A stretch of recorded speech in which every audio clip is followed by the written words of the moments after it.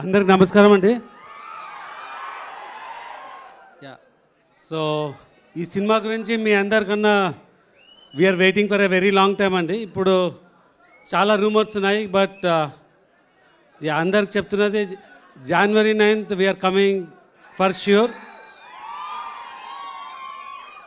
గ్లోబల్గా January 9th అంటే ఈ సినిమాని లార్జెస్ట్ రిలీజ్ చేయాలని మ్యాక్సిమం థియేటర్స్ అండ్ డెఫినెట్గా first day opening it will break all the records అండి.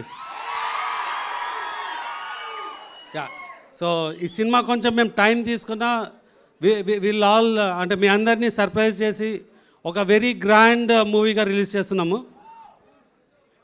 సో ఈ సినిమాలో you can see all entertainment, songs, fights, dances, horror అన్నిటికన్నా మించి very grand visual with action ఉంటుందండి.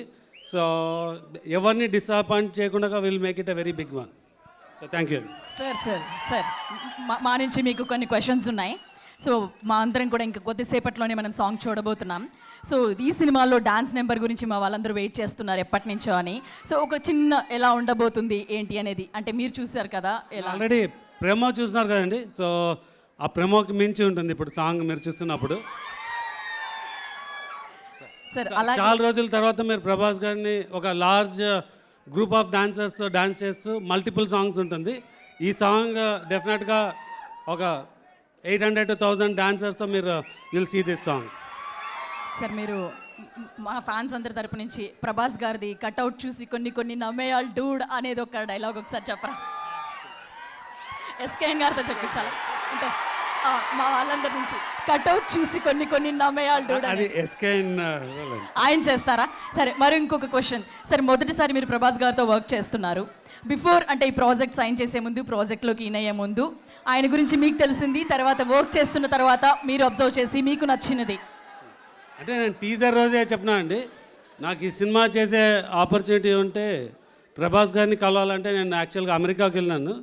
సో విత్ ఇన్ 3 days అంటే నేను వెళ్ళిన 3 days ఒక మీటింగ్ కంప్లీట్ చేసుకొని ఇమ్మీడియట్గా వచ్చి కలిసాను. సో ఇమ్మీడియట్గా ఈ said yes and I'm very happy. Okay. So Prabhas గారి గురించి ఇప్పటి వరకు చాలామంది ఎంతో అద్భుతంగా చెప్పారు. ఆయన చాలా మంచి మనిషి అని చెప్పి కూడా మేము అందరం విన్నాం. సో మీరు ఆయన మాటల్లో ఆయనతో కలిసి ట్రావెల్ చేశారు కాబట్టి ఆయన గురించి ఏం చెప్తారు?